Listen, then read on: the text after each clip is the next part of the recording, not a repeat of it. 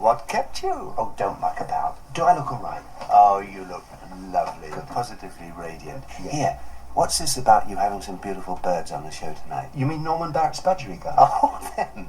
Oh, yeah, I saw them in the makeup room when I went to get your comb just now. And I've got Anita Harris, of course. Oh, of course, she's always lovely, Super. isn't she? Yeah. The only thing is she won't believe it's really magic that I do. She thinks it's tricks. Oh, no. You astonish me. You don't happen to have a little miracle I could really... David, have I ever let you down? Of Not course lately, I've gone no. on for you. And then you say the magic words. Now, these are rather special magic words, David, Oh. and they're very exclusive. I've never said them out loud before. Couldn't you tell me? Well, I'll do it for you, All just right. this once. Yeah. Don't tell anybody. Yes. The words are...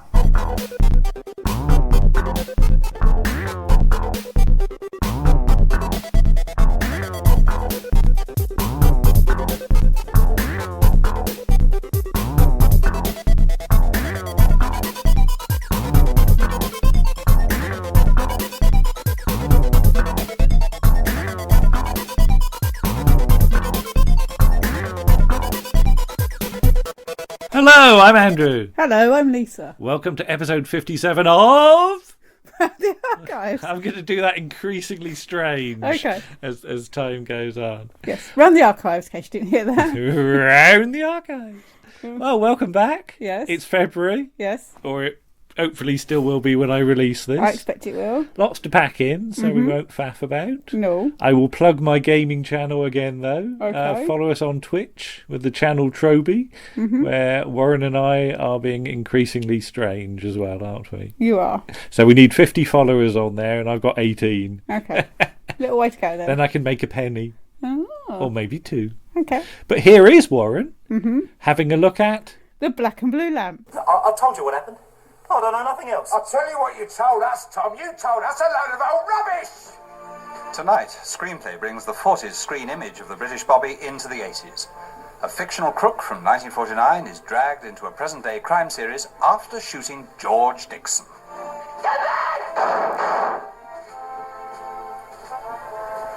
Good PR. Dixon getting shot like that. Couldn't have come at a better time. Are you going to tell us how you shot George Dixon? I shouldn't care, okay? ScreenPlay, a black comedy tonight at 9:25 on BBC Two. The medium of television is a dangerous creature indeed. It must always be handled with extreme caution. To misquote Noel Coward from the film The Italian Job, it's more than capable of jumping out of its own grave and kicking your teeth in. So I approach the next item with a whip, a chair, and a large hat that bears the legend Lion Tamer, which lights up at night, of course. Earlier in the year, a wonderful piece of audio mesmerism wafted across my speakers, in the form of Martin Holmes's detailed review of the 1949 film The Blue Lamp.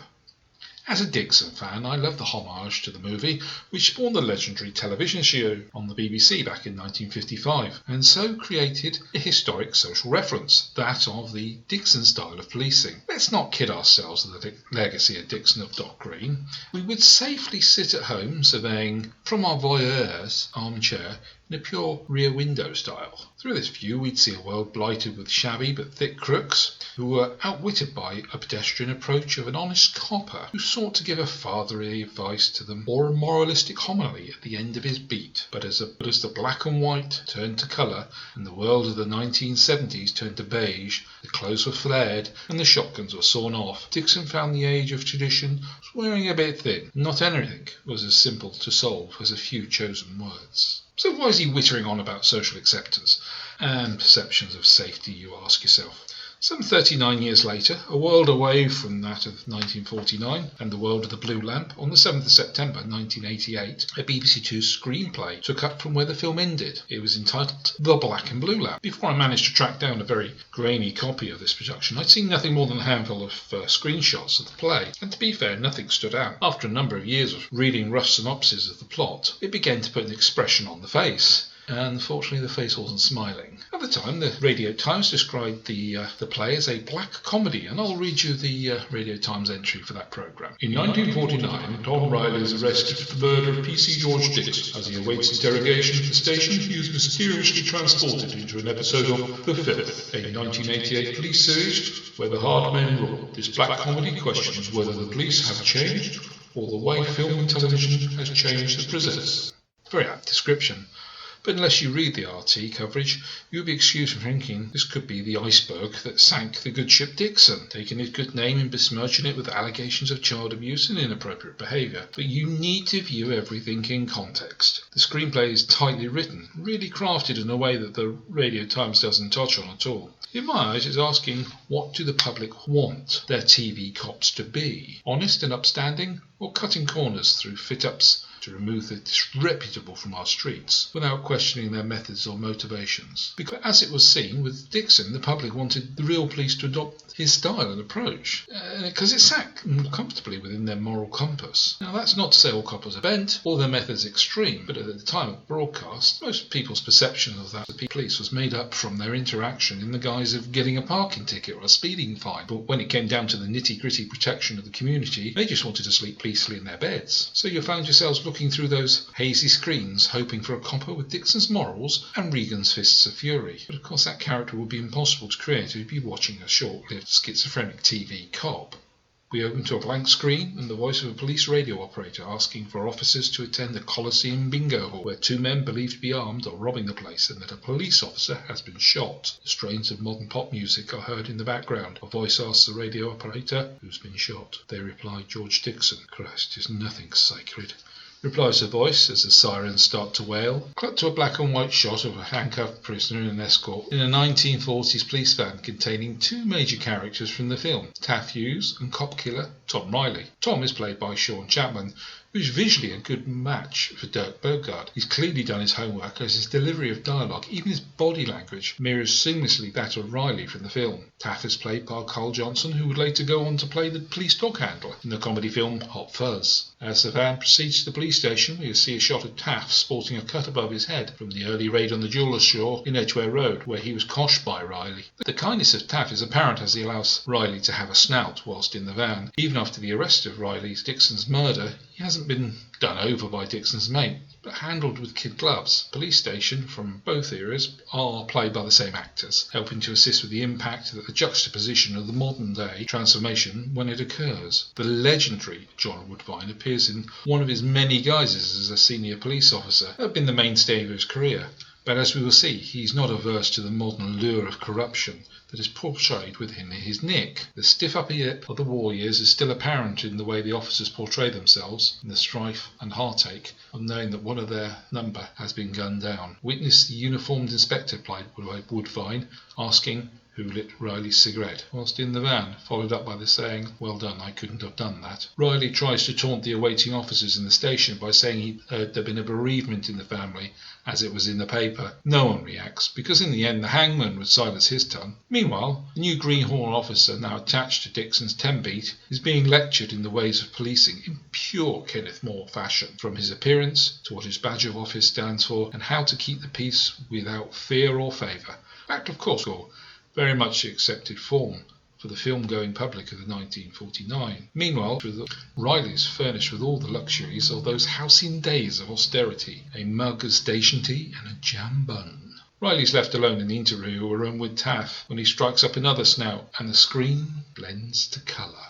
The background noises change from peace and quiet to phones ringing and sirens blaring. The modern age has been ushered in. The world of the 1940s will seem totally out of reach to Taff and Riley. The realism of the changes start to dawn on Taff as the room has changed from a drab one-chair job to a modern, well-lit room with central heating, modern policing posters and appropriate offensive graffiti daubed on the walls. He rubs his aching injury whilst Riley straightens to the places giving him the willies. The heavies from the CID are led by the inimitable Kenneth Crannan, with the wonderful name Detective Superintendent Cherry, aided by Ralph Brown, a few years after his appearance on the bill. This is going to get painful for Riley in more ways than one. Cherry quietly informs Riley that he will cough to this, or he'll remove his testicles with a Stanley knife, or a similar style of dialogue, you get my idea. Crash zoom and cue the music and opening titles to a modern, fly-by-night, 1980s one-off television series by the name of The Filth. Produced with all the garish seriousness of the 1980s and with absolutely no panache whatsoever. The title sequence portrays the major ranks of CID sharing out a number of notes of the Bank of England variety from a plain envelope. We're under no illusion that they're well at it, or bent, however you want your corruption term served up. It's dog-eat-dog world out there, and they're just starting their breakfast. Riley is taught some rough justice as he's dragged down through the corridor of the police station in a very nasty and painful arm lock. Taff emerges into the sight of this bright, unsanitary world of the immoral police station. A nice piece of writing covers the fact that he was working undercover to follow Riley in a 1940s fancy dress event.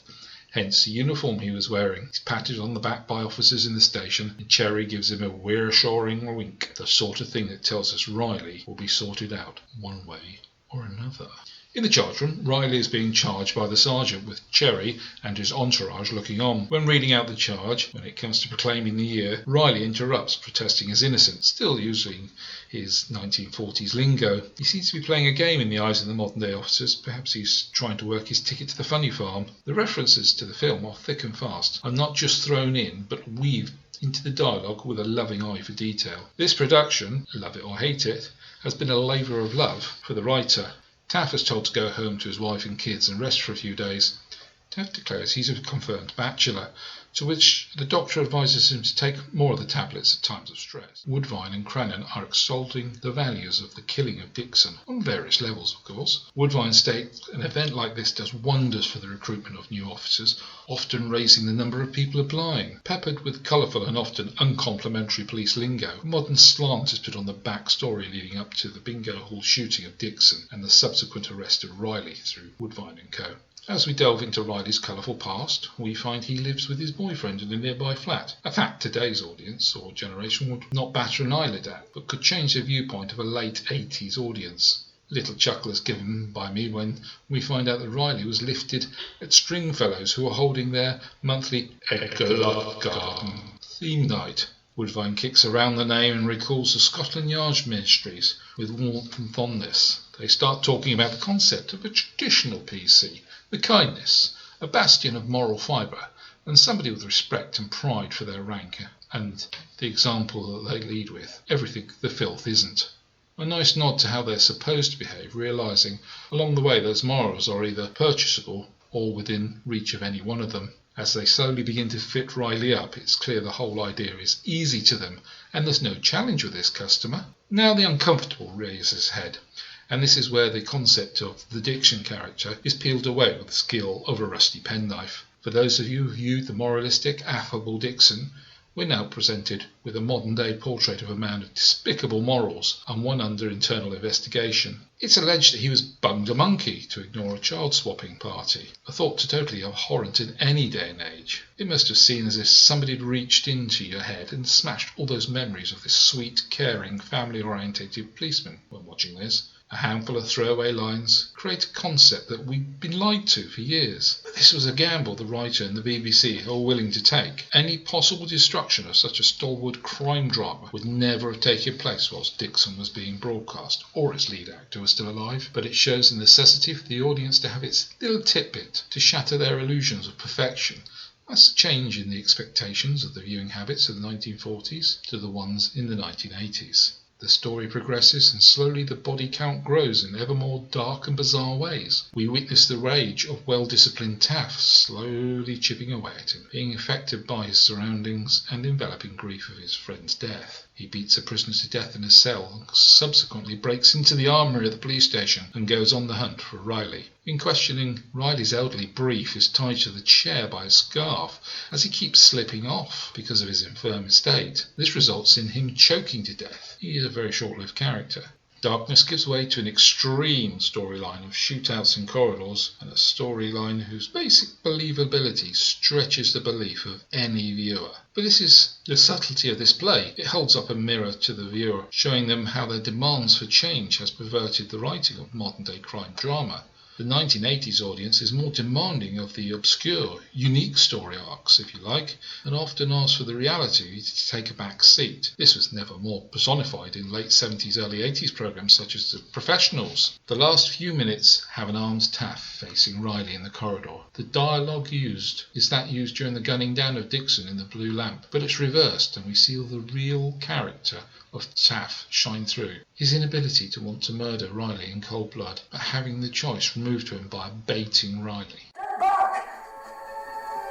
Drop that and don't be a fool. Drop it, I say. Get back, I'll drop you! This thing works! Get back! Get back, I say! Get back! The inevitable happens and the gunfight off camera ensues between the station and Taff. Cherry states he can square this number up, no problem, and gives his signature wink to seal the promise. So that's it, The Black and Blue Lamp.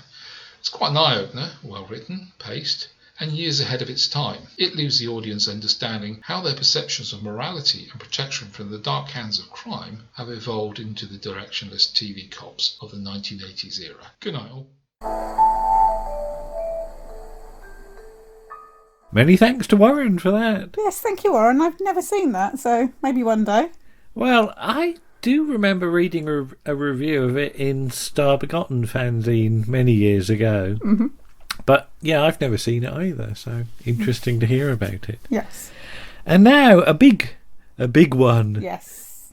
From Paul and Nick as they take a look at Survivors.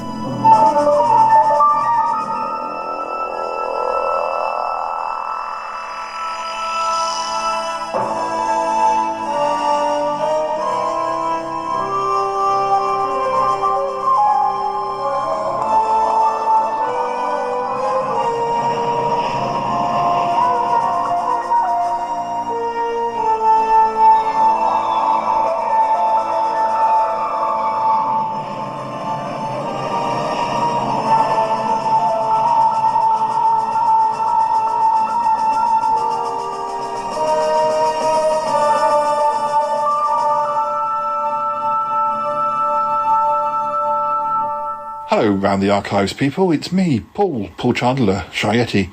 I've got Nick Goodman here with me. We're going to talk all about one of our favourite series, one of Nick's favourite series, is Survivors. Indeed, yes. So, where should we start, Nick? Well, I probably am being inclined to start back in 1975 when the show started. Obviously, if for the listeners, I don't know how much individually you might know about it, but basically Terry Nation, who created the Daleks, came up with this concept about the world being wiped out, 95% of the world being wiped out by a deadly variant disease. Sounds familiar, and it deals obviously with the British side because the BBC and those shows, and it's a group of characters disparate throughout the country who get band together and try to make sense of it all and try and rebuild civilization in whatever modest way they can. It was a very strong, pertinent sort of a show, really. I mean, Terry Nation's other big solo creation, of course, was Blake 7. Now, I was 6 when The Survivors started, and it was on at a later time than Blake 7 later was. I remember I must have seen some sort of pre-publicity because I was aware it was happening when it was on. Now, I suppose it would have been sort of 8 o'clock, 8:15-ish time, which is slightly kind of borderline bedtime for me when I was a kid. In fact, I must have gone. I don't think I was overtly sort of sent to bed too early, but I do remember, because it used to be on in 75, the first series was on before the goodies, and I do remember the sort of juxtaposition of, this jollity and cartoon antics with the goodies, and then suddenly, whoa, it's the end of the world. You've got this, the title sequence was the thing that got me. It's the thing I remember from when it was on the telly originally, which is the Chinese scientist reaching out for this virus which falls to the ground and smashes, and then there's various things of him going and affecting the whole world. You see aeroplanes, you think, and it's incredibly haunting title sequence. None of it, because none of the characters would have mentioned or be aware of what had happened. It basically tells the backstory in the title sequence that's never referred to, apart from the fact that there's a disease and nobody knows where it's come from. It basically the viewers know more about the origins of the virus than the characters do. I don't think it was bedwettingly frightening for me, but it was very disconcerting. Because the initial shot of the Chinese scientist reaching out, of course he's masked, he's got a plastic sort of thing, because you're looking at it from the point of view of the virus itself. And of course, with a lot of 70s things, you had horn-rimmed spectacles. Now, I know this is going to sound a bit strange, but he kind of reminded me of a nightmarish version of my mum, because who wore horn-rimmed spectacles. And also she had a sort of podium of bears and various toys from her childhood in her bedroom, covered in this cellophane, polythene, clear polythene bag. And it was like my mother was being suffocated. It was a horrible image, and of course the music, wonderful Anthony Isaac, who just hits the ground running every time with his title musics. It is so it's very scary and kind of ominous, and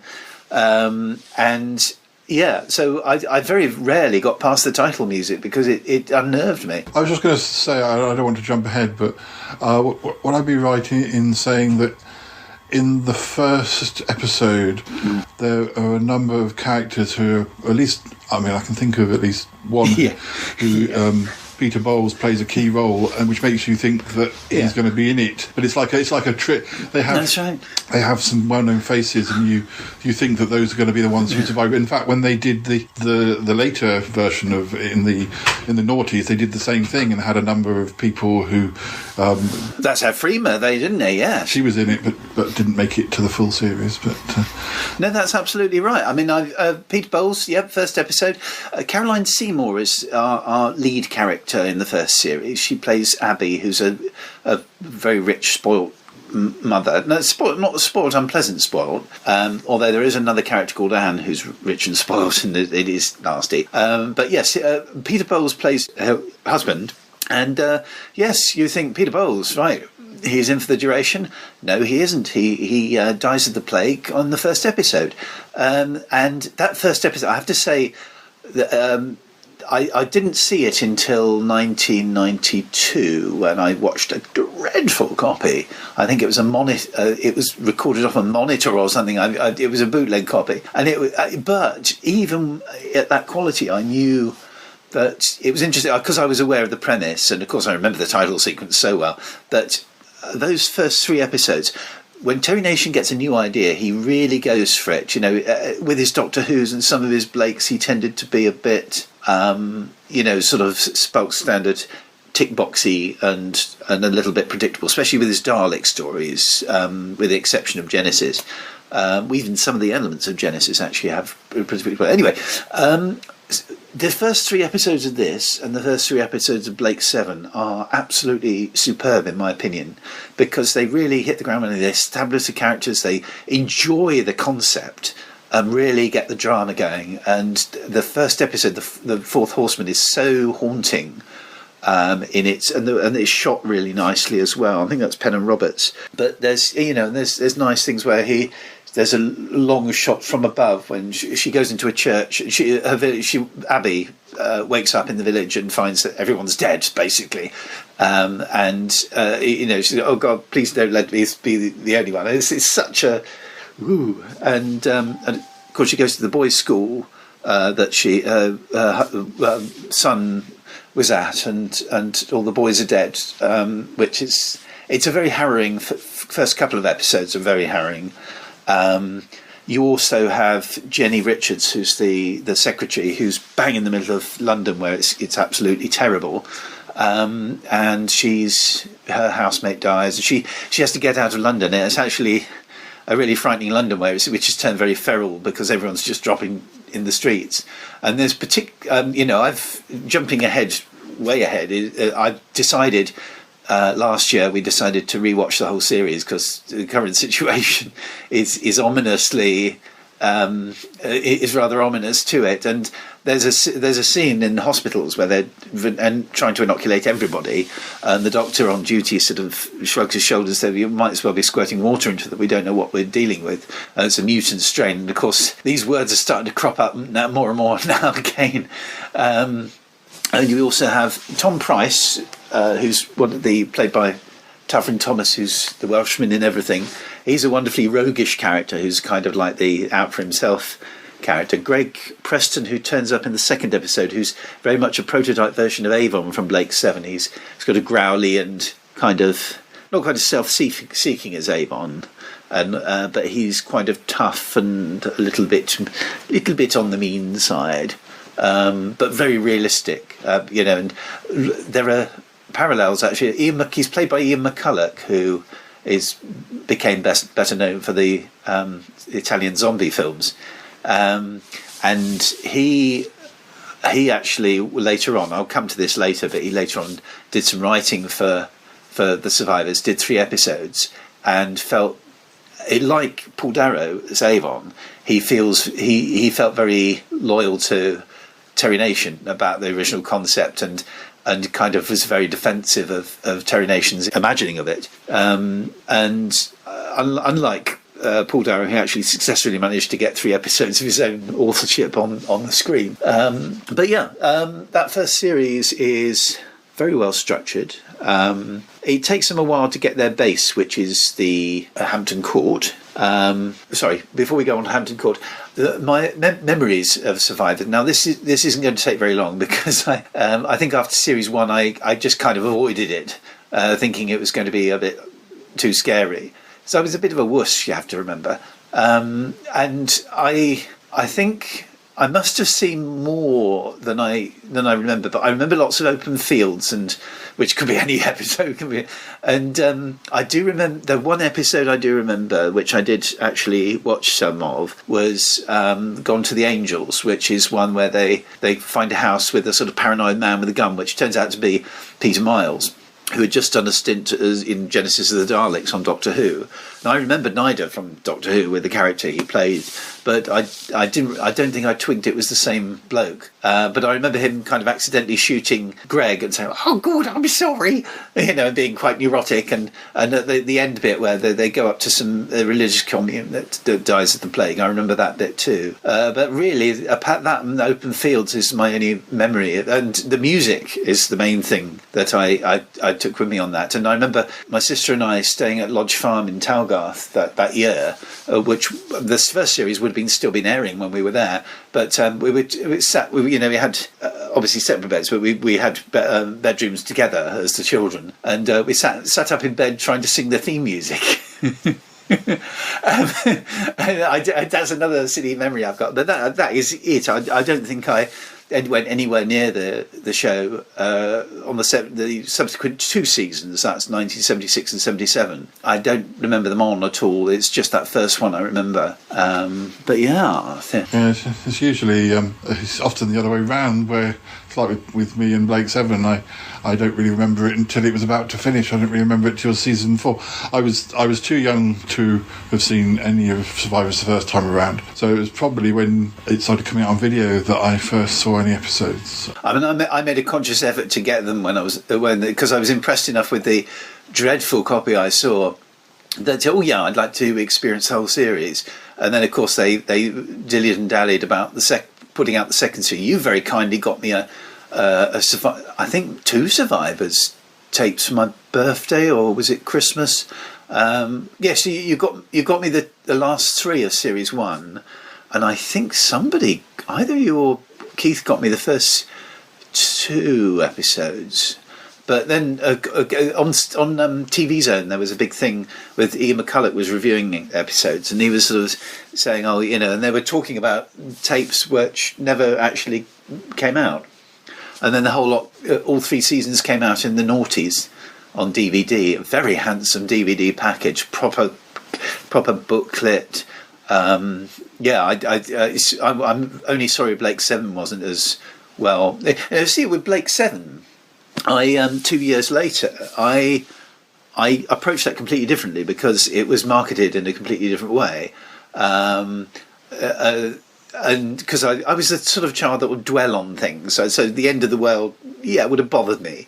But the thing is, there was a new science fiction series. It had spaceship, had looked at what looked like some robots. And of course, although Star Wars, I'd only seen a few clips of Star Wars at that point, I was Doctor Who had sort of taken its place on the throne as far as my favourite programme is concerned by 78.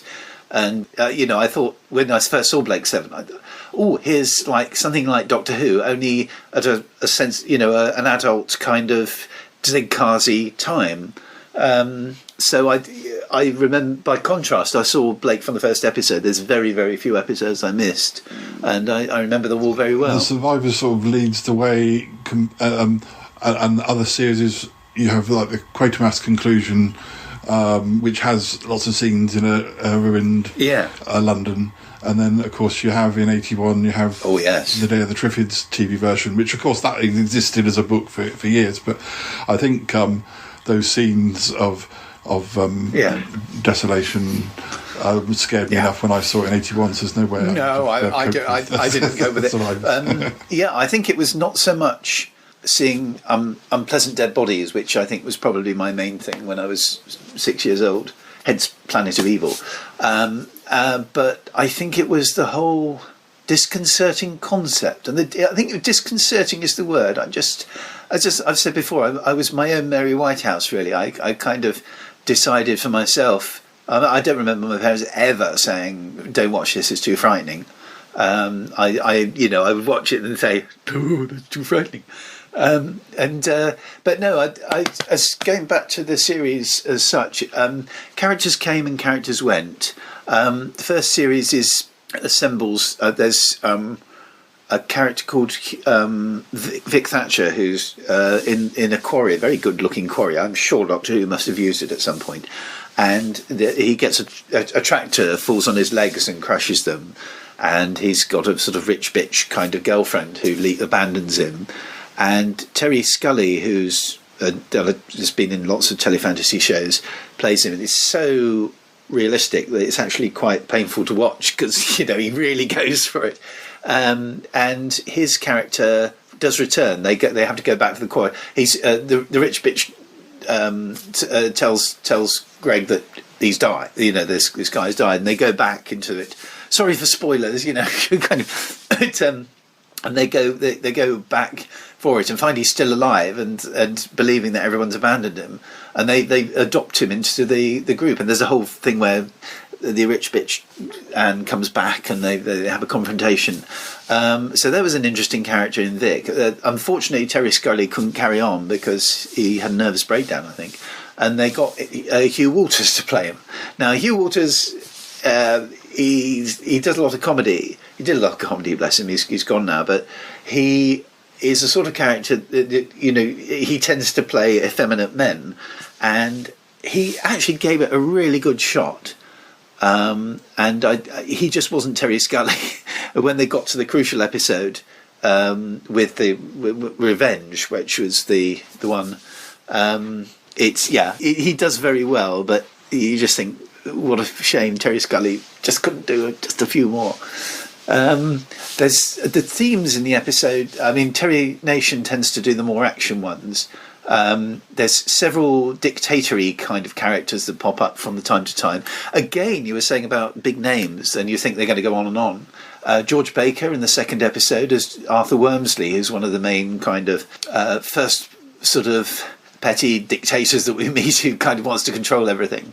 Oddly, his story sort of isn't carried through. They run away from him, and there's various sort of hints that he's still around, but they never really go back to him.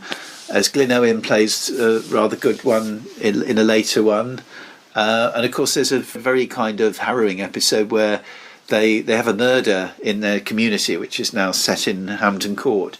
And the finger points at someone who's sort of special needs, and they decide to execute him. And now it became very controversial for the cast. It's actually, obviously, it's quite it makes That was challenging. one of my favourite episodes of the whole series. Yeah, it's excellently done, and it's interesting because I think Clive Exton, the guy who wrote it, did it under a different name or something, and it's a very strong episode because it's so likely to happen as well, and it gets you going, and it's because Greg is the one that pulls the trigger. He kind of alienates you in the sense that he's a little bit too tough for his own good, and he never. I'm certainly as a viewer, he's a useful, interesting character to see his journey, but I never quite warmed to him because he had that sort of slightly ruthless streak, a bit like Avon.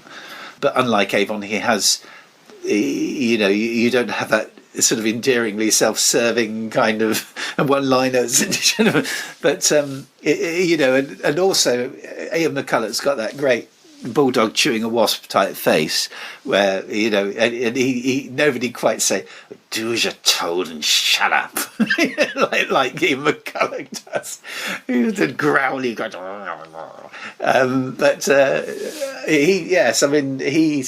He became unhappy with some of the way that, because you had the action ones with Terry Nation, and you had the sort of like the people wanting something after them and chasing them with guns and things like that, and you had the thoughtful ones with Jack Rhonda, whose daughter who plays a little girl in the show, along with Stephen Dudley, who's the other child, who is the producer Terence Dudley's son. Terence Dudley seems to divide people a little bit, because when he did Doomwatch, he sort of took the show in a direction which Kit Pedler and Jerry Davis didn't like, and indeed with this one he took it in a direction that Terry Nation didn't like. I have to say, I don't think he ruined either show. I think I'll as we go along, I'll expand a little bit, but it's difficult to kind of see where the originators are coming from in terms of every show has to develop and change a little bit, and I don't think the decisions that Terry Dudley did were necessarily harmful to either shows. Also, and you can't have cowboys and Indians every week, otherwise you kind of you're sort of devaluing the series. Now Jack Rhonda, who tended to write the more gentle, thoughtful episodes with communes and things like that, he didn't like the violence side, and he eventually left because there was too much kind of action turned towards more action and violence, which is ironic because Terry Nation alienated himself from the show because there wasn't enough. So Terry Dudley managed to fall out with two men on exactly the opposite exactly the opposite reasons, and that is my understanding, having read things. But anyway, yes, you had Law and Order, which I think you and I both agree was one of the best episodes. Turning it around, do you have another favourite episode that comes to mind? No, I mean, that is the standout one for me. I mean, the rest of it is, I just, I like you're just watching the progression of, it's all interesting, but that one I think stands out because it's sort of such a poignant, or sort of, you end up having your own opinion, and it makes you sort of root for the episode even more. But I mean, I just enjoy watching the story progress. Yeah, and you had Arthur, who's an old businessman whose secretary's there, and he starts out incredibly pompous, but after a few episodes you realise he's kind of actually got a lot to offer, and he has a journey. There's I can't remember her name. The little old lady we used to be married to George Pravda, who's a Russian and everything. Oh, Hannah Maria Pravda. I can't remember her character. Emma. That's right. She was a sweet character. as I say, one of them gets killed off, and that's the episode with dear old Barney, the Law and Order. What's quite nice is Law and Order is followed by The Future Hour, which is a sort of more of an action Terry Nation. There's a nutter who wants to take over kind of thing, but it's very nicely done, and the two work nicely on a tape together, and it brings Tom Price, who turned out to be the murderer. It brings his story to an end as well. Even though later on, when you go into series 2, you realise actually I wish they kept him on because they replaced him with a very similar character. But the other character I liked that they brought in just before the trial, the Law and Order episode, is Paul Pittman, played by a very laid-back Chris Tranchell. He's like a hippie character with a hat and a nice line in humour, and he's kind of just what the survivors needed, because he's kind of as practical as Greg, but he's a lot more humorous. And he was dropped. Well, no, he wasn't dropped, actually. I think Chris Chanchell chose to leave at the beginning of series 2 because he didn't feel the character was developed. And I thought, well, give him a chance. He's got a lot going for him, and I would have liked to have actually seen Paul actually gone on to the end of the series. To be honest, I thought he had a lot going for him.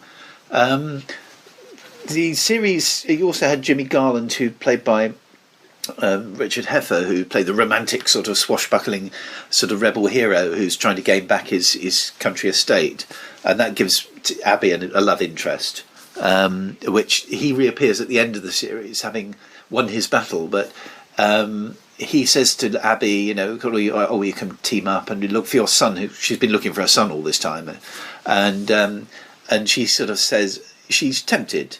And then at the end, she didn't know, I've got to go back and help these people. And I don't know, because Caroline Seymour then left. I think she was dropped because they felt she was too strong, which argument just would be shoved down the toilet these days.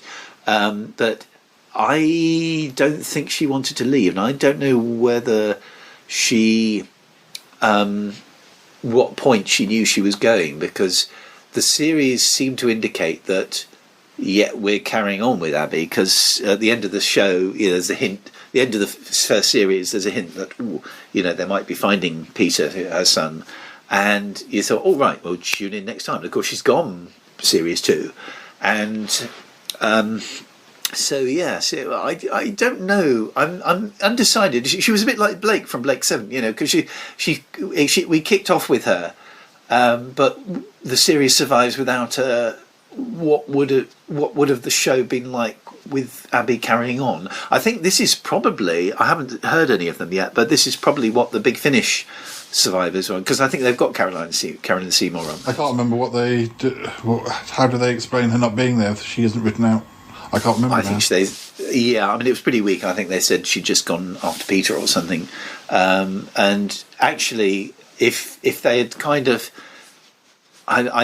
one thing that I don't believe that Terry Studley spoiled the shows. I think he did take them in a logical way. It might not be amenable to their originators, but I think he did do a good job in developing them. What he's not so good at is dealing with the regular cast, because I know that with Doomwatch he got rid of the characters of Gene Chen's character, Faye Chantry, and Jeff in the series 2, and there was the word of explanation, but it wasn't very convincing. They got them out of the way because there was this big crisis, and they would have blabbed to the press, which I couldn't see either of them blabbing to the press. He's not very good at either sort of offloading people, because I don't think he just wrote them to them and said their services aren't required, according to Gene. Beginning of series 2, we have this rather upsetting thing where they can't use the Hampton Court anymore because there's several of the characters they kill off in a fire, and which is harrowing enough in itself. But it's really, when you get to the episode, it's actually really badly done, because you don't see any of the. Obviously, you won't see the characters again, but. It's kind of, the fire is done in such a way where it's little bits of fire, and shouting fire, and there's a bit of somebody who could be anybody wheeling around pretending to be Vic, and the next thing is they've all moved to a barn, and they're kind of thinking, oh dear, and you see the odd bits of charred wood. Now, even with the BBC budget, I think they could have done the characters more justice. And there's a lot of sympathetic characters that just get burned to death, and you think, well, that's horrible. That's a horrible way to write them out. So I think I think Emma Sharman, the secretary, Vic, they got a little bit shafted there. It's almost as if we've got too many characters. They've all gone up in smoke. Series 2 concentrated on a sort of commune called Whitecross, I think, and they brought back a character who was one off in Series 1. That's Dennis Lil's Charles Vaughan, who's sort of trying to get a baby boom going. He's sort of, again, I think he's a nicer character than Greg. And the two kind of try and they fight for centre stage a bit in Series 2. Series 2 is very much of a muchness. It's more based on the commune. There's more episodes concerning the characters within the commune. And I must admit, yes, occasionally it does get a bit stale. The exceptions to these are Lights of London, which I think I've sat you down in front of many times. Again, you go back to I would have liked to have seen the show go back to the cities, or kind of shown I liked it when the show showed the remains of civilization, and they go back to they kidnap one of the new characters, Ruth, who's played by somebody completely different to the last episode of the first series, and then is played by somebody infinitely more sexy in the second series, and they kidnap her and they take her, and it's a great cracking two-parter, and they sort of, there's a whole community in London, and great use of the London Underground. Obviously the BBC had sort of softened the rules a bit since Web of Fear, where they wouldn't, at one point, where they weren't allowed to film down there, but I think it's and the deep tunnels in Camden, there's some, and a great central performance from, again, there's a dictatory character called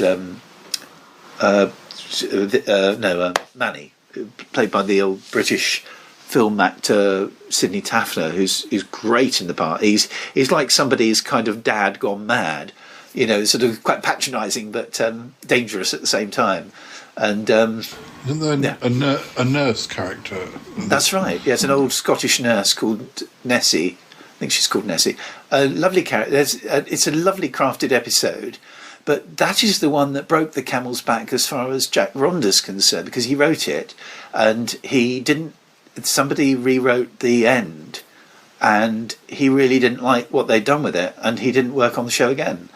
And I would love to. Now, because you know what I'm like for wanting to know behind the scenes trivia, and sort of how things were done and why things happened. I would love to know what they changed that made him so upset. I'd love to read a book about it at some point. I think because Jack Ronda felt the show was going in a more too aggressive way, there's a shootout. It's a wonderfully exciting and well shot shootout at the end in the underground, where Manny sort of switches from being a menacing character to an all-out shooting baddie. I think possibly, this is just my theory, maybe he was unhappy with the way they did that, and it became a shootout, and that's just my knowing on some of the things that I've read that he commented on.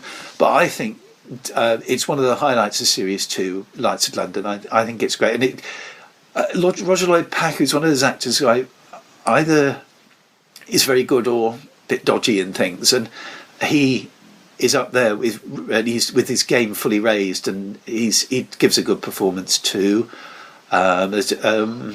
Nadeem Sawalha, who's a very well-known Indian actor, he's great in that, and David Troughton as well. So and there's also a very good one set in an army camp, which I think was done around about the Salisbury, one of the Salisbury camps, where there's a sort of disciplined commune, and Philip Maddox in that, and that's extremely good too. And Parasites, which play where Kevin McNally is there as a sort of psychotic escape prisoner, and apart from that, it's a bit limp, Series 2.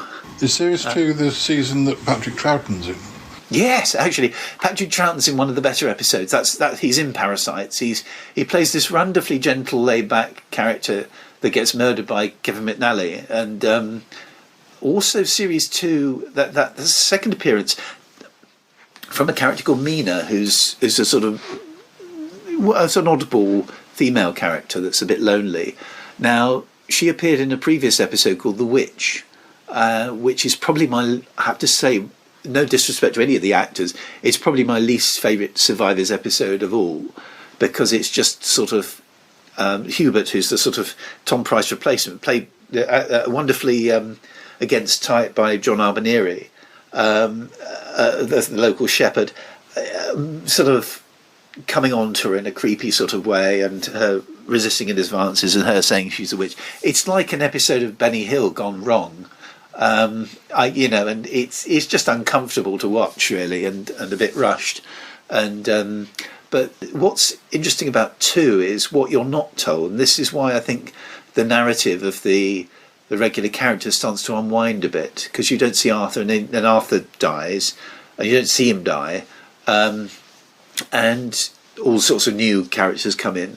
And Mina has a baby in her episode The Witch, and then when you see her again with Patrick Troughton in Parasites, you see her pushing the pram, and when the camera pans round, and the pram is full of branches and things that she's collected, sort of plants and things. You think, and you don't see the baby again, and you think, what's happened to the baby? Has the baby died? In which case, I think the viewer has a right to know whether the baby's alive or dead.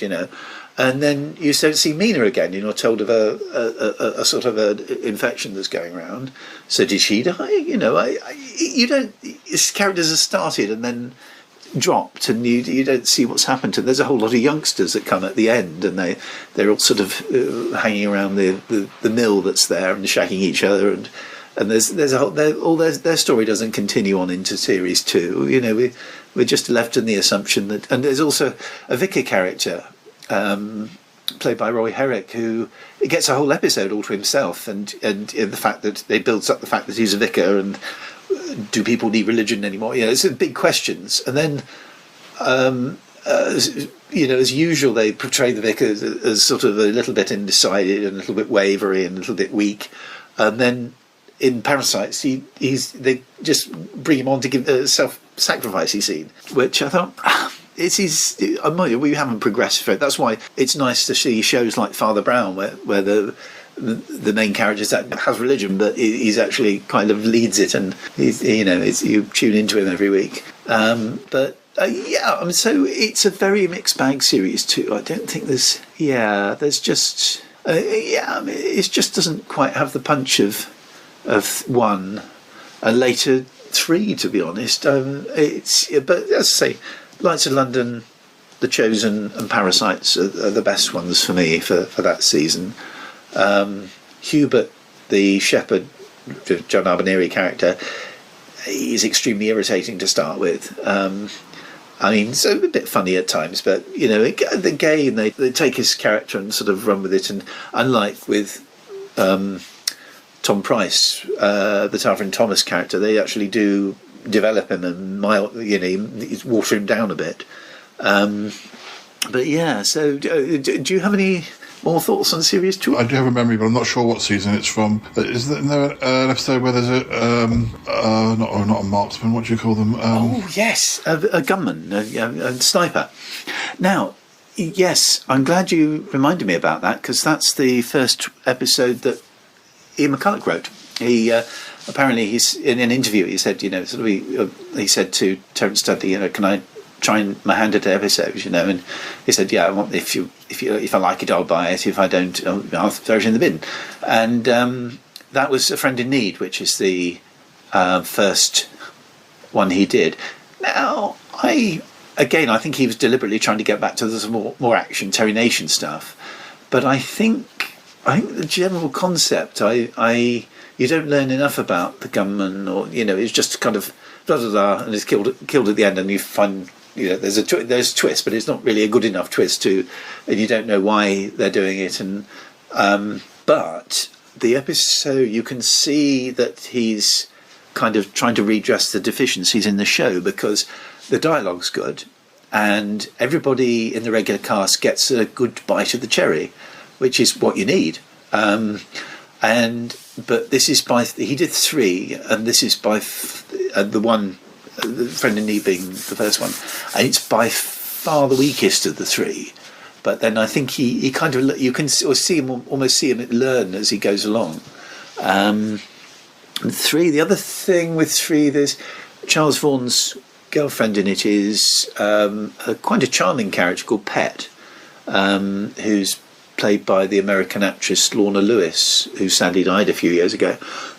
And she's a lovely character. As I say, Charles Vaughan's a lot, although series 3 he becomes a little bit more abrasive and a bit more impatient as time goes on. But if whilst he's in the commune, he's actually you join up with him if you're on your own, and you want to join up with him. He seemed quite friendly. Where Greg is mild down a little bit, but he bugs off. There's this Norwegian character called Ingrid. Is it Ingrid? Oh, I should know. Agnes. No, sorry, Agnes. I don't know where Ingrid came from. But she flies over in a balloon. Her father's killed, and they've got some industry going in Norway. And that's the sort of cliffhanger of series 2, and you just feel a little bit shortchanged, really. I think there's a general feeling that it lost its punch, and so series 3 kind of has them all. Greg goes off, is missing because Ian McCulloch didn't sort of really. He wanted out of the show, and they said, just come back to sort of write. You can even write your own episode, which I think was a masterstroke, because his last episode is really, really good. He came back and wrote 2, because most of the time Greg's missing. That you see him in episode 2, A Little Learning, which is a really good episode. It's got some cracking ideas. It's sort of like a Lord of the Flies thing with the kids in charge and sort of playing with the adults, and there's some nice bits in it. It does make out Greg to be a bit of a brainiac in terms of because he comes up with the medical solution to something, which I think is stretching it a little bit. But the cast, you've got wonderful Sylvia Coleridge, who's the old lady and everything, and it's a really good episode. And he isn't ashamed, he doesn't shy away from sparing himself, because he has to run around a lot. He's held upside down at one point by the kids. And there's plenty of interesting things in it. So yes, it's a much improved episode.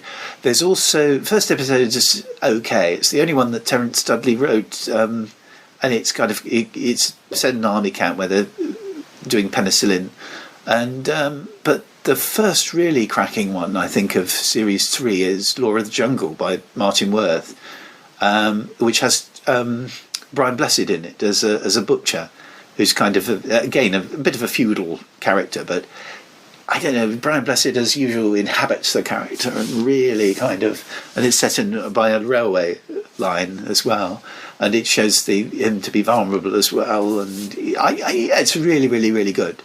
So it's definitely one of my favourites. I think the idea of getting them back on the road again was quite a good one. They're trying to link up with various communities. There's a rabies one, which is apparently great big one with fans. I don't know much about Survivors fans, other Survivors fans. I think it's really good. Maurice Perry, who's a very good, dry sort of actor, is extremely good in it. And the atmospheric filming in the snow, but I think it kind of runs out of steam towards the end as Charles is running away from pursuers, and it runs out of steam a bit, but it's not too bad. I mean, I think I have seen them all. It's just been a long time. I mean, I do own the set, but it has been a long time as far as specific episodes. But Yeah, I mean, as you're talking about them, it's all sort of familiar, but I find it harder to sort of separate them as to. It's like almost for me. It's like almost like one long movie. Yeah, maybe I'm out geeking you here. I don't know. I wouldn't know. It's one of your. Well, I don't know quite how far up it would be, but say Blake 7, Sapphire and Steel, Doomwatch. But it's I think it's probably somewhere in the top either 10 or 15 shows. And it was nice to rediscover it in the 90s and noughties. So I think there were times that I would put it on and enjoy it more. Maybe when I first saw it, I wouldn't have enjoyed it as much, but as an older adult, it's more the sort of science fiction that I like, but because it's about characters and it's about people, and that taps into other things I like, and even some of the soap operas, soap operas I like, because it's more about people and it's not about monsters or aliens or spaceships, and that's right. It's a bit more for our for an older audience. That's right. And I've been watching, as you say, it's nice to be able to watch the story progress. And we've been watching it since this last summer, and I've really, every Wednesday, which is when it used to go out anyway. And I've really kind of enjoyed our sort of looking forward to, because Wednesday's my day off anyway, and sort of Survivors at the end. We've got 2 more episodes to do, but to the end. But I remember enough of those to comment. But the other is generally the kind of move to find Greg, and they also find the parents of one of the kids in one episode, which is quite a nice conclusion. It would have, I suppose, been nice to have had Abby come back either for the last story, the last series, somewhere to bring her story to an end, and maybe one of the old baddies. They do. When you get to, you also have another character I like called Frank Garner, who's sort of like an elderly former headhunter who's in they live in a windmill community, and he I think is very good. He's very intelligently written and played by Edward Underdown, who's a sort of actor that Terence Dudley used quite a lot in his series. He's a very interesting character, but he's there to fulfil a function, and once he's done that, they give him a sort of faulty pacemaker, and they know that he hasn't got long. And I thought it's rather a shame when he goes. And they, as a sort of Greg replacement, they get Richard Dystart as Alec, the Scottish engineer, who takes them up to Scotland in the last episode. Now, one of the things, being a telefantasy fan, one of the things you kind of enjoy is watching characters together that have been together in other things. And the episodes with Alec and Hubert are quite amusing, because you've got John Albineri and William Dystart. And in the Doctor Who story Ambassadors of Death, William Dystart was the henchman, the main henchman that was going around nicking nuclear things and sending the ambassadors to kill people, and John Albineri was playing his boss.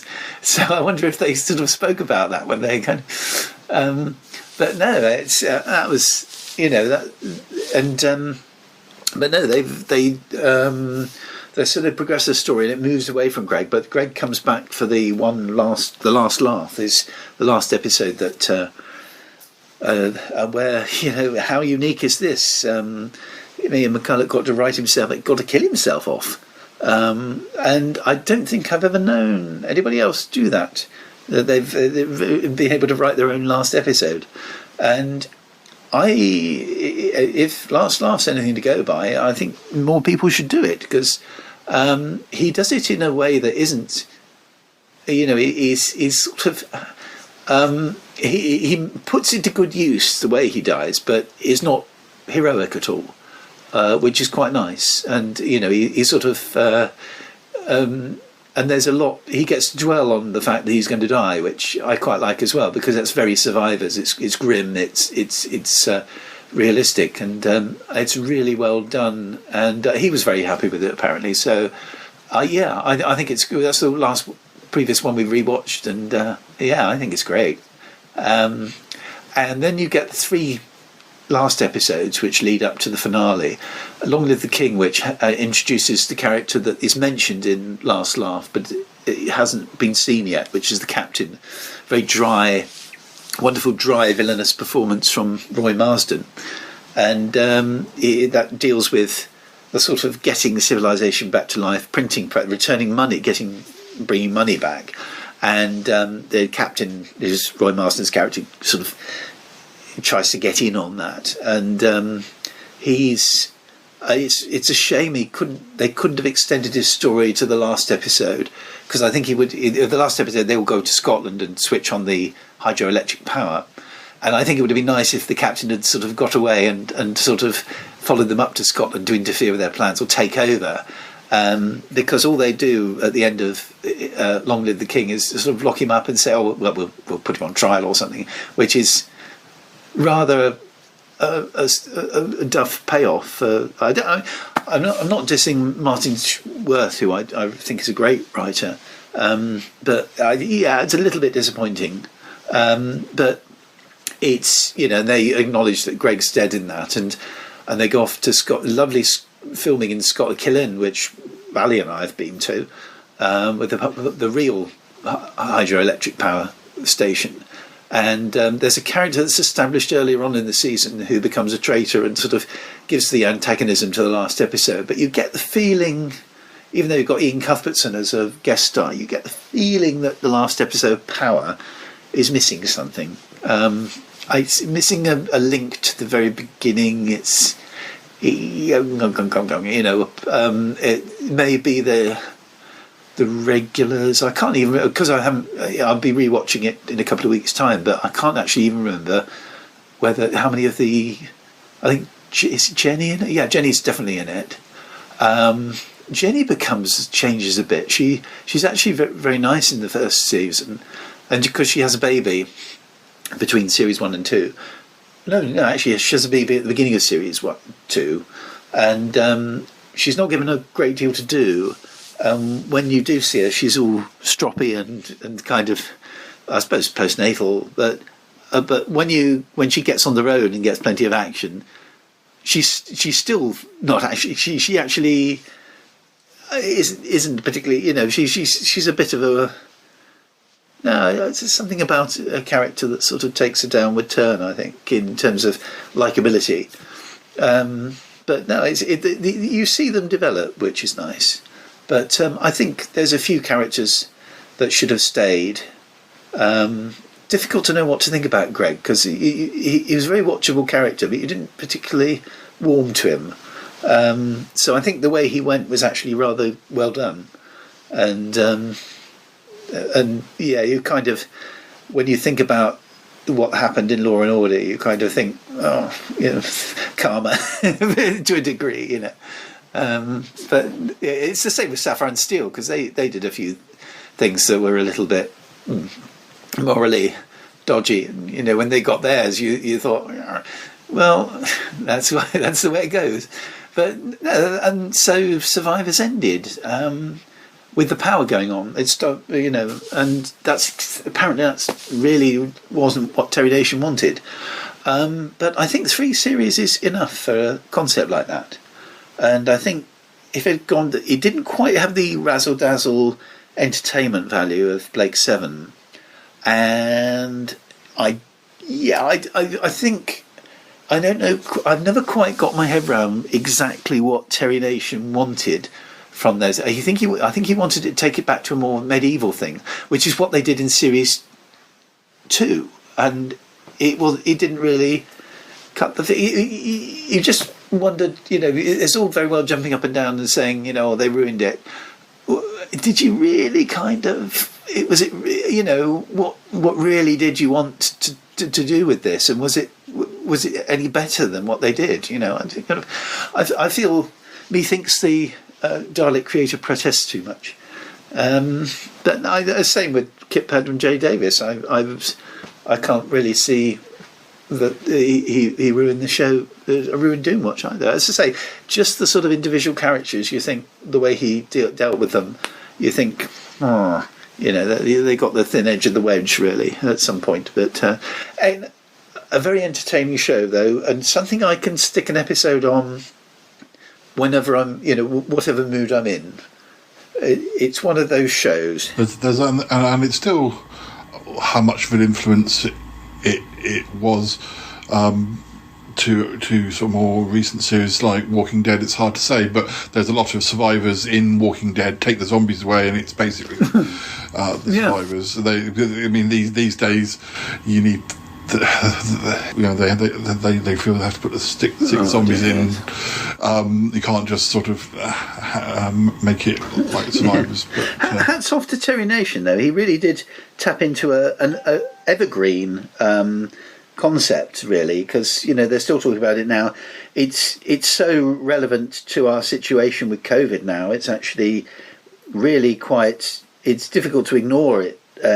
Because of obviously it hasn't moved as quickly as the death, but by God, relevant or what? It really is. It could still. You got the feeling it could still happen because we haven't. We got the vaccine, but we haven't actually kicked it out yet. So it's quite unsettling at times, but I think, I was far too young in the 70s to have appreciated. Like you say, it's not monsters, it's not a robot. It's sort of grown-up drama, and I like it for it now. But I don't think I would have been ready for it then. And I enjoyed the reboot as well. I was an avid watcher of that, and I think it ended before its time. In fact, I wish. Once they decided they weren't coming back from season 2, they should have given it a final episode, proper ending. rather than because it ended on quite an exciting point, which was never resolved. Which the truth be known, I would like to at some point. I don't know if you've got it. Have you? I think I have somewhere. I wouldn't mind sitting down and watching that properly because we did the first 2 series, and I think we were a little bit kind of. I suppose because we were loyal to the original, we were. Maybe it didn't. There was too many things that disappointed, but I think it was more kind of Ali didn't really want to carry on with it, but I would have given it some more. I would have been prepared to have given it a bit more because was it an adaptation of Terry Nation's idea, sort of like it was certainly based on Terry Nation's idea. I don't know. And you had some of the same characters only. I don't know quite where it went on its own way by the time it got into its second season and things. But I remember, enjoying it. Or I'll have to do that. Yes, I would be quite prepared to sort of, give it a whirly whirl. I did because, like I said, we only saw 2 episodes of it. So, I certainly one thing I wouldn't want to see really reboot wise is when we tuned into the rebooted American Tomorrow People, and that really was dreadful. I mean, they were trying to make it so gangstery and so dark, and this isn't the Tomorrow People. You had them doing violent things as well, which the Tomorrow People never did. So, but Survivors, even also, I wouldn't mind. Maybe at one point I'll get one of the CDs of Big Finish because that's got a lot of the original cast. And I'd like to see what they did with that. I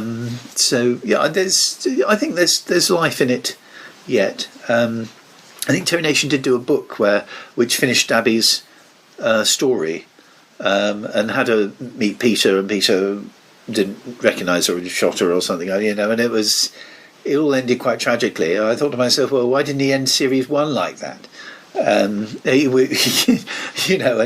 would have been the end of Abby's story. It would have been much neater than sort of there's a wafery kind of thing that they did in the end. But no, it's a cracking show, and thanks. As this is RTA, I would like to say a big thank you to Lisa, who taped a lot of episodes I was seeing for the first time of UK Gold in the 90s, and I had got me my viewing of all bar one. I think they didn't show one, didn't show the penultimate one as series 2, but I rewatched all of the others to her UK Gold copies. So it was nice to see. Well, thanks for sharing your memories, and pleasure. It really makes me want to go back to it and watch it again sometime soon.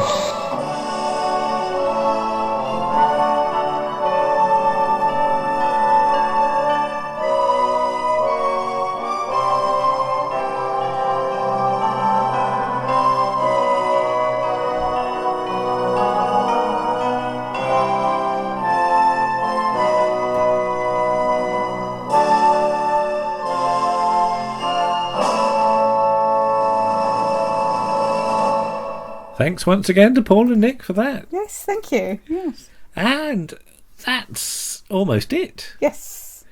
One more piece to go then. Yes. So we'll do the thank yous at the end. Mm-hmm. But now you and me will take a look at David Nixon's Magic Box.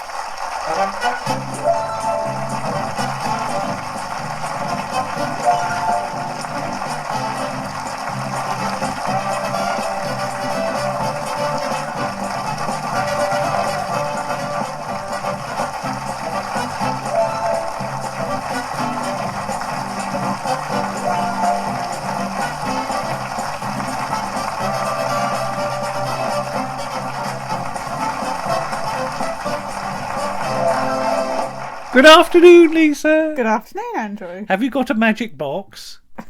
No. David Nixon has. David Nixon's got a magic box, hasn't he? I have to be careful how I say that, because it sounds a bit saucy, doesn't it? Because how did you say I should say it? David Nixon's Magic Box. Magic box. Yeah, you don't. That went very Paul Daniels.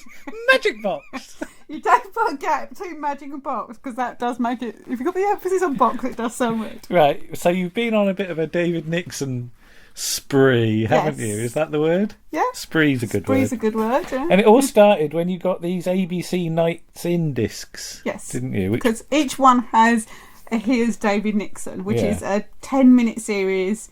Not a 10-minute series. It's a series of 10-minute episodes that he did for ABC, where he's got an audience and he does a little bit of magic and he's talking to the camera, and it's immensely engaging. Yeah, so these date from 1963, and he's doing like sort of close-up stuff, isn't he? Yes. You know, just always thrilling, never embarrassing. Indeed, slay of hand. Slay of hand. Slay of hand. You think?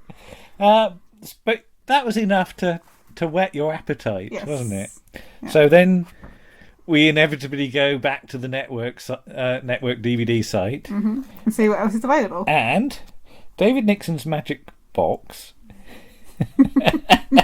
runs from 1970 to 71. Yes, and then he does another series after that, David Nixon's Magic Hour. Indeed. But Series 1 and Series 3 are complete. Yes. But Series 2 is a bit devastated. Yes. And 9 episodes are missing. So you get 18 episodes, plus there are some Christmas ones on a special release, aren't they? Yeah.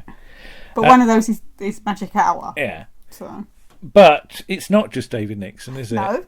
No, it's got a proper 70s variety feel, isn't it? It's the full range of variety, really. Yes. And although there is a lot of magic in there, there's a bit of comedy and, shall we say, novelty acts. Yeah, novelty acts. Magicians from other countries. Shadow people. Shadow people? Well, people who are shadows. We'll get on to them. But yeah, it's almost like the ITV's version of the Good Old Days, in a way. And there's a lot of Anita Harris. Yes, for the first 2 series. Yeah. She's not in the 3rd series. She gets replaced by Ali Bongo in the 3rd series. Is there a regeneration scene? No.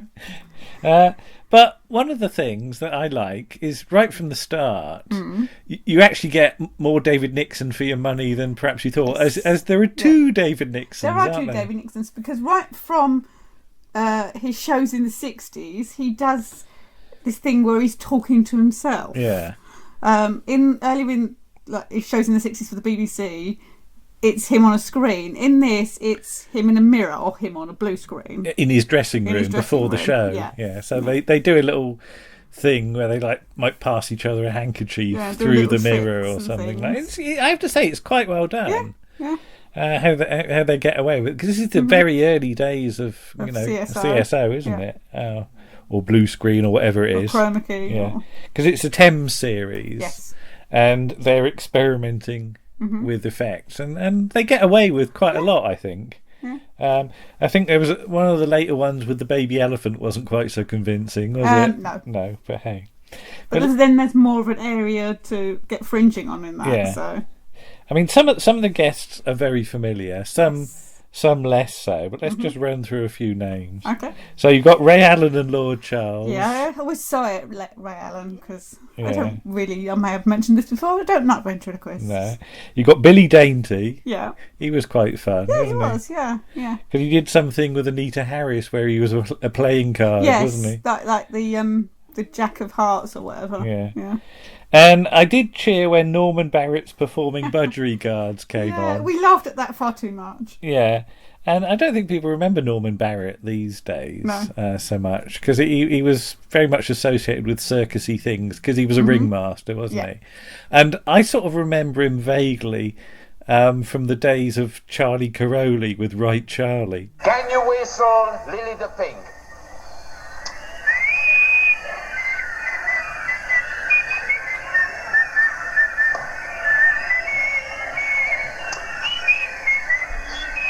Lovely, not bad at all. And especially, don't forget, right, children? Lovely. But yeah, Norman Barrett's budgies would always turn up on things. Yeah. Because earlier in that, is it in that episode or is it one of the previous episodes? They've got the two female magicians with dogs. Yeah. That made me feel uncomfortable. Yeah, performing dogs. Yeah. Especially if they've been dyed different colours. Yes, they've been dyed different colours, and they were doing all sorts of things that didn't look very safe. And then you get the budgies, and it's completely different with the budgies, and I can't work out why, because you should be uncomfortable with budgies being made to perform, but they looked like they were having more fun. Yeah, and they had to keep going down the slide, especially didn't they? Morris. Yeah, Morris, the naughty budgie, kept having to go on the slide. He kept running back up and going down again. He was enjoying it, yeah. There's Anita Harris and Joe Brown singing Leaving on a Jet Plane, and I got terribly overexcited when I went, oh, hang on, that's the stock footage from the Faceless ones, isn't it? And I've cross-checked it on the Faceless ones discs. And it is. Yeah. And it's in very good nick. I was almost sad they kept cross-fading to Anita Harris and Joe Brown, because I was going, I just want to watch this footage of the planes. But yeah. The 6th of April 1971 is just completely bonkers, though, isn't it? I said to you, you've got Jimmy Young on a levitating piano. Yeah, I'm just thinking, which one's that? Yeah.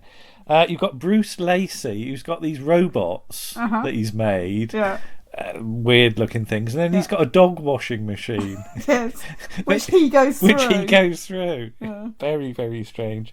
I mean, he's associated with It's a Square World and weird things like that.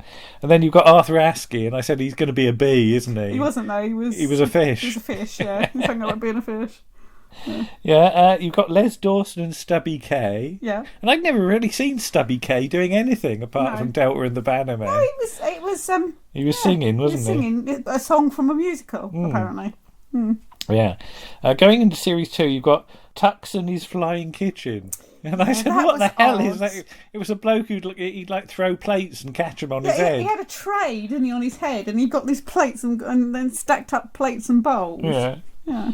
You got Fred Emney. Yeah. It's the first time I've ever seen Fred Emney. He's one of those people that I've heard of, but I've never actually seen him do anything. Yes. And I don't think there's much that survives. No, probably not. Of Fred Emney, is there? Because there's was it Fred Emney Picks a Pop or something? I believe so. Yes. Which is much sought after in certain circles. Yeah. Now I can't remember her name, but who was the lady magician? Oh yeah. Yeah. Now, how should we describe this? What was her costume like? It was very small, skimpy. Yeah, she had sort of. I think it was like a bikini, wasn't it? Because she came down in a cloak. Yeah. And then got them out. And basically, I think the reason she she got away with a sleight hand is because she had her boobs on show. Yeah. So there's this. There's a bit of audience interaction. Yes. Because Yeah. she goes up to some bloke in the front row and sort of leans over. Yeah, gets him to. Admittedly, he does very well, and he manages not to look straight at her chest. Yeah, immediately. Some of the time the eye line's in the politer place. Yeah. But by the end of the trick, she's going, "Is this your card?" He's like, going, "I don't know. "I can't remember." Yeah, you've got Amy MacDonald. Because she returns in the Christmas one to do exactly the same routine. Yeah. She's, and we saw those two quite close together, so we Yeah. just went, I've seen this. That's got a bit of unfortunate sort of material in it. Yeah, there's a lot of it. You have to think when this was actually made, because there's a lot of casual sexism, not too much racism, but a bit of sexism and a little bit of homophobia as well. So Mike Newman's quite funny. Not for Mike Newman so No. much, is the fact that you've got this magic computer. Yeah. Which has got the same tape reels on it used in the set for the Ark in Space. I went and checked. I looked. Hang on, that's the same. Yeah. So that's 1971. So, yeah. And now, who's the bloke with the talking helmet? Is it George Schlick? Yeah, George Schlick. He's got. Well, again, he's one of those people that I remember because he's got a ventriloquism act. Now, what's the other thing? It's a frog. It's a frog thing, isn't it? Yeah. And I do remember him from other shows. I think he had a baby that sort of used to have a little bottle or something. The baby doesn't appear, but he's got this knight's helmet on a stick, on a stand. On a stand, and its visor just flaps up, doesn't it? Yeah. And I looked, and I'd not seen that for God knows how long. Yeah. I think he did turn up on a Paul Daniels magic show in the early 80s, so that's probably the last time I ever saw him. But the thing, oh God, that helmet! I went, yeah. Yeah, we have got Jack Douglas as well. Yes, doing Alf Epipisimus. And Ted Rogers. And I was trying to look at Ted Rogers' hair, wasn't I? I don't think he has a wig at this point. Yeah. It's really long. It's the early 70s and it's quite long. Yeah. So. And then Joe Castor. That was creepy, wasn't it? Weird. Yeah, I think we just sat through that in silence going, how do what we the describe hell is going on? So this woman comes on with a puppet. It's almost like a little ventriloquist doll, isn't it? And it paints. She puts it on a thing, and then it paints things with its hand. But then there's far too much kissing going on. It's picking it up and kissing it and putting it back down. Yeah. So, yeah. That was really... it was like full sort of Terror of the Autons, wasn't it? It was like creepy painting doll thing. I'd say it's more like Dead of Night. Yeah. You know, because you've got the ventriloquist doll in that comes alive. Yeah. Very, very odd. Yeah, has to be seen to be believed. But that's true of a lot of the acts on this, isn't it? There's I don't know who he is, but there's the guy that does the shadow puppets. Yeah. For about 10 minutes. And 5 minutes too much. Yeah, frankly. you're sitting there going, yeah, you've done a buddy, right? Go. Well, I got to the stage where I couldn't tell it was meant to be a rabbit or Winston Churchill. You know, you go, God, we were easily amused in those days. But you've also got assistance from Alistair, haven't you? Yes, in the last series. Yeah. So who's Alistair? Alistair is Ali Bongo, but not as Ali Bongo. No, not with the fez and the curly slippers. He's sort of got a footman's. He looks actually, as somebody said, like sort of a bit like Dandini out of Cinderella, because he's got a footman's wig on and a coat and sort of little trousers and things. But yeah, of course, Ali, is well known for his magical abilities. Yes. And there is the link, of course, with the Tomorrow People. Yeah. But basically, if somebody did magic in the 70s and they weren't a magician, Ali Bongo's name would be on the credits. Yeah. George Martin is sort of production associate and co-writer, isn't he?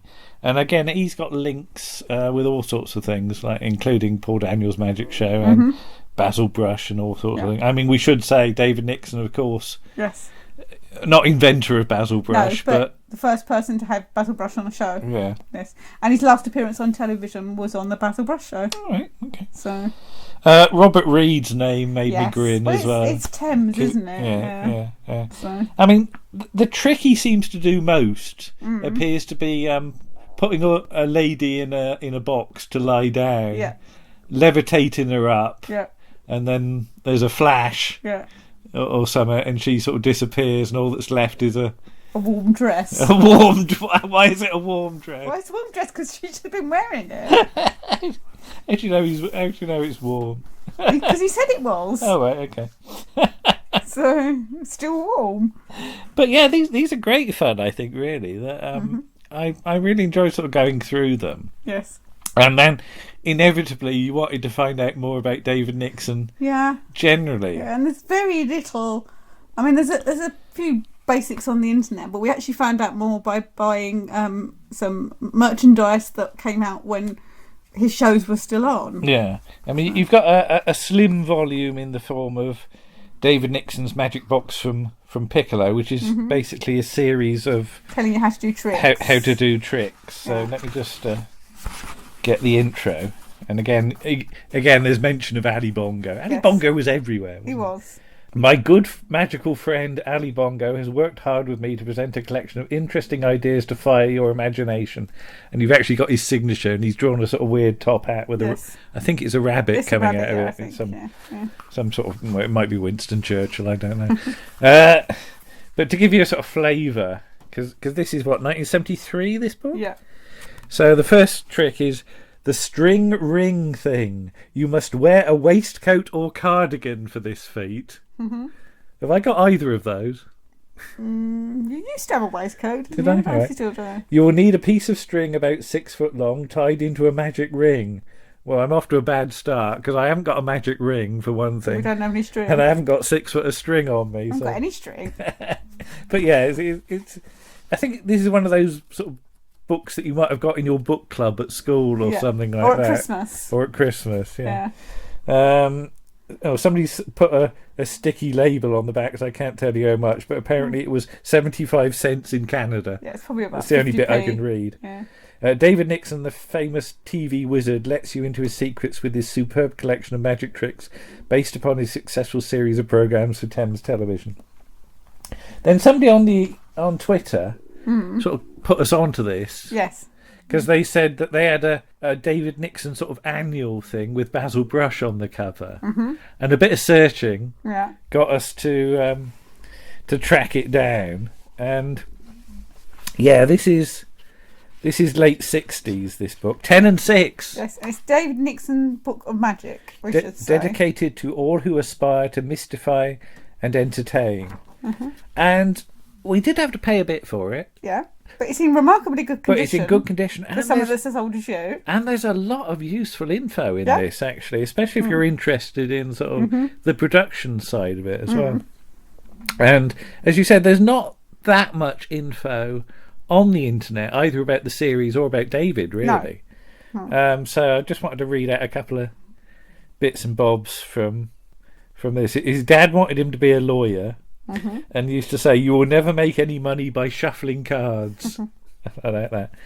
But he did his first sort of magic when he was 12, and he had to make a Boy Scout disappear. Yes. Through from a tea chest through a flap at the back, and then the boy had to run round the building outside and reappear among the audience, which was great. Except when he did the trick, it was peeing down with rain and the boy got wet. Yes, so it was rather obvious that... So yeah, making a wet Boy Scout appear. But yeah, there's stuff about his wife and family. His third wife. His third wife, yeah. He's 6'3", but nature robbed him of a full head of hair early enough to make for 1,000 jokes about his baldness. They do quite a bit on that, don't they? Because we saw the Danny Baker TV Heroes. Yes. He said about magicians being famously bald. Yes. Well, not all magicians. I mean, Paul Daniels isn't. But yeah, so there's stuff. So you want to be a conjurer, and there's how to do that. And there's another good story about another trick that went wrong when he had to do a thing at the church hall for the Mothers' Union, and he sort of secreted a card in the vicar's pocket or something. And he said during the show, if the vicar will kindly feel in his coat pocket, he will discover the missing 4 of spades. And a lady's voice came from the back of the hall. The vicar went home half an hour ago. I do like that. But yeah, there's even like David Nixon fiction, which is very hard to say, involving Basil Brush. Yes. And there's a very nice picture of Basil Brush in his waistcoat as well. I quite like that. A vanishing sixpence trick you can do. Because we're still before decimalisation. Yes. Though he talks about decimalisation in one of the episodes, doesn't he? So. Yeah, but it's 50 years now, isn't it? 50 years ago, a couple of days ago. Since D-Day. One other thing in the book, which I quite like, giving you a bit of technical info. Yes. About how he does his tricks. Yes. And I'll just read it out. I think it's worth reading out in full. Okay. I have another use for monitors, which has been of marvellous help to my conjuring. Often the trick calls for a tight close-up on the conjurer's hands. An experienced performer will make the most of these moments by looking hard at the monitor and using it to compose the best possible picture. No one will know because his face is not showing. In my early television days, using this technique was not easy because I practiced my tricks in a mirror, which gives you, as you know, a picture reversed from left to right. But the monitor gives a true picture, and I found myself making bad mistakes. Looking at the monitor screen, I would perhaps go to move my hand further round to hide something, but move it the wrong way and make things worse. One of my technical friends at the BBC eventually came up with the answer. He produced a monitor which electronically reversed the picture left to right, giving a mirror effect. That is, when I move my hand to the left, it moves in the same direction on the screen in front of me. The monitor was a heaven-sent help to me. They put my name on it 10 years ago, and every time I go back for a new series, somebody remembers to get it out of the stores. I like that. Yeah. Yeah. So you're going to have to practice in front of the mirror now, Lisa, doing your trick. Yeah, I don't think I could do sleight of hand. No, maybe not. Yeah. And we should say, David Nixon as a presenter and as a magician is immensely engaging. And I think he really sets up the whole way magic shows will be done on television from this point onwards, because Paul Daniels does a very similar thing in talking to the audience and getting them up on stage to do the stuff with the bunco booth, all that sort of thing. So television magicians now are following in David Nixon's footsteps. I mean, saying about Paul Daniels, there is a clip or two of Paul Daniels and David Nixon actually working together. We did look at a Paul Daniels magic show from 1979, and yes, that's got Ali Bongo and George Martin involved, and Hans Moretti, who I'd rather forgotten about, as a bloke with a scary moustache, scary German moustache. German moustaches are always the best. All right, luxuriant, is that the word? Yeah. And he's got, who was it, Captain Jim Fox? Yes, he was a Olympic shooter. A shooter? Who won a marksman or something. In the Olympic Games. Well, they shot. And he has to shoot plates and things. And then he has to shoot Hans Moretti's head at one point, thankfully with a blank bullet, because that could have gone. That would have been very messy. I just wanted to say about Paul Daniels, though, because it was, the theme tune comes back to you. And it was only when we watched it the other day I realised that the theme tune doesn't actually quite make sense. Because it goes, and when he says it's not a lot, you'll agree it's such a lot. Well, if you agree it's such a lot, and he says it's not a lot, you're not agreeing with him, are you? Because if you're going to agree with him, you should agree it's not a lot. So it should go, and when he says it's not a lot, you'll agree it's not a lot. He's the man who exhales. Paul Daniels. Do do do do do do. That's what we used to sing, didn't it? The man who exhales. He sort of excels. But yeah, there's a definite link between those two. Yeah. So yeah, if you remember the Paul Daniels magic show, you would like David Nixon. I think so. Yeah. And you're right. He is a very sort of warm, friendly thing. It's not, oh, look how clever and mysterious I am. No, he's like, look what, let me do your trick. Yeah, it's much more sort of homely, isn't it? And although, there's some very good stuff, there is the odd sort of fluff as well, which I quite like. And there's a trick he does with a sentry box. Yeah. Oh yes. They're holding. He and Ali Bongo are holding up a cloth sheet or something, and they let it drop slightly, and you can see behind the sentry box. You can see the hat. There's a child dressed as as a soldier with a bearskin, and you can see the top of the bearskin. They're like, put it up. Because But yeah, all in all, I've really enjoyed sort of doing these. They've been great fun. So, and I mean, before we saw the Here's David Nixon episodes, we'd seen him on Christmas Night with the Stars from the 50s, because he does that thing with a little fairy where they inlay. Yes, that's very well done as well. Yeah, for the 50s. Yeah, especially. And but I'd never really seen him. But we started watching it, and as I say, he's very engaging. And it wasn't until I looked up a bit about him that I realised, because for some reason I thought he was American, because he's got a slight one of those accents that's almost sort of a bit like Bob Mankhouse's, which sounds slightly American. Okay, but he wasn't. He was born in this country.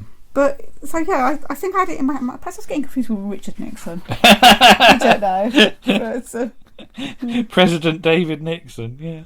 But yeah, it's such a shame, because he died in 1978 and he was only 59. So presumably he had another sort of good 20 years that he could have performed for.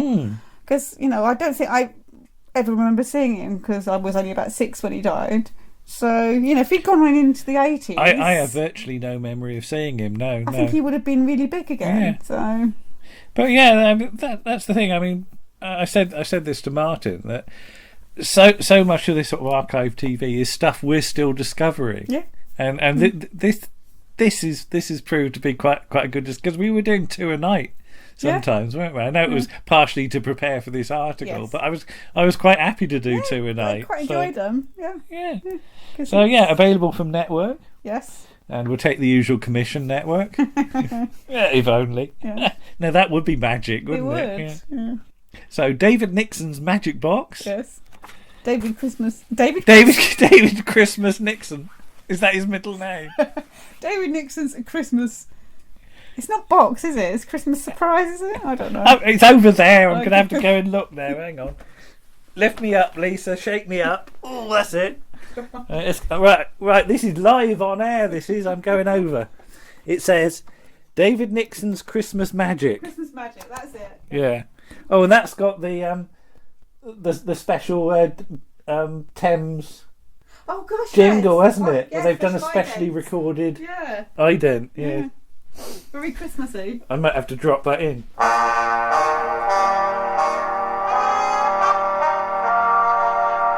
So you've got David Nixon's Christmas Magic from the 25th December 1974. That's the one with Shari Lewis and Lamb Chop. Lamb Chop, yeah. Actually, Lamb Chop was actually slightly better than I was fearing. Hush Puppy, the other puppet, was rubbish. Yeah, and the one we've refused to watch, David Nixon's Magic Hour. Yeah. Which has got somebody's... Oh, it's got monkeys in, isn't it? It's got somebody we better not say, and the chimpanzees thing as well, and you were uncomfortable about seeing that. Well, yeah, especially if they make them smoke, which is what they normally do. That's Mr. Pastry, isn't it? No, there's a one I saw with chimpanzees in not David Nixon, something else, and got the chimpanzees to smoke. I think that was Tony Hancock, wasn't it? There's a Tony Hancock one. No, this is in the 70s. Oh, I don't blame me. Right. So, but yes, enough of that. Getting back to Magic Box. Yeah. Three discs. No, 4 discs. Yes. 4 discs of lots of 70s celebs as well. Yeah, and into the bargain. Yeah, and odd things from other countries. And bloody odd things, to be honest. So, I mean, well worth getting. Both those, and Here's David Nixon, and all the ABC nights as well, because you get lots. If you don't want to just get Magic, you get one on each of the discs, so you can try them out. Okay. So there we are. Hurrah. Well, that's the episode done. Yes. So, thank you once again to everyone who's contributed, helped, and generally encouraged us. Yes. Thank you for listening. And the next episode is already well underway on my sort of editing folders. I've got a fair bit in there already. Yes. So, thank you to everyone, and we'll say cheerio and see you again. Bye-bye. Bye. Good night. See you next week. And thanks, Daddy.